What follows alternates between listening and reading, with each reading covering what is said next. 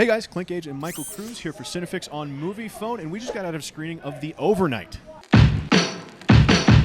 So, The Overnight is a comedy directed by a guy named Patrick Brice. This is his second film, and it's produced by the Duplass brothers. So the movie is about Adam Scott and Taylor Schilling, who have just moved to LA. They don't know anybody, and they run into Jason Schwartzman at a park where they've both brought their children to play.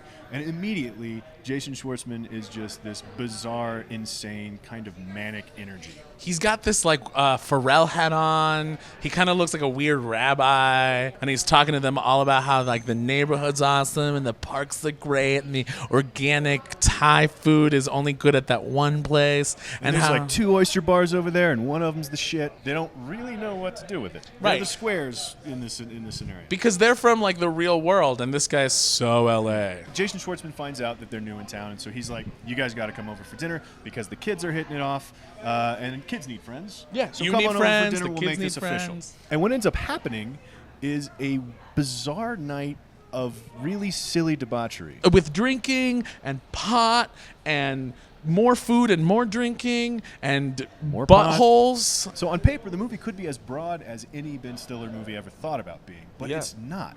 It's really small and really intimate, and Still hilarious. Still hilarious. And through all of this hilarious stuff that happens, it really examines these two relationships, the relationships of both of these couples, and how sort of weird both of them are in their own right. This movie really made me laugh and giggle and enjoy it because all of the jokes were grounded not only in like the emotional reality of the characters, but in what was going on. They were realistic, they were funny, they were really well set up, and they paid off great. On top of that, the performances are just fantastic. And I tell you what, the as funny as Adam Scott and Jason Schwartzman are, Taylor Schilling absolutely carried Taylor this movie. Schilling steals the show. She was just a rock on which this movie sat. There were entire sections where I was just laughing at her reactions to things. Yeah, because Adam Scott and Jason Schwartzman would be off doing something really funny, and Taylor Schilling in the background would throw a look at Adam Scott that just destroyed me. Yeah.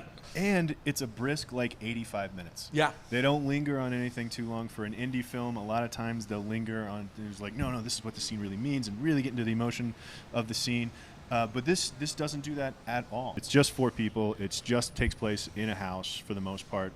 And it's a really, really beautiful, really outstanding comedy. We talked about this too, like immediately when coming out of the theater. There's so many movies, even when the movie is really good, that the ending kind of ruins because they didn't get there emotionally, they didn't get there narratively, they just didn't get there. And this movie takes you step by step there, and it earns every second of it. It's a punchline for an hour-and-a-half long joke, and it's perfect.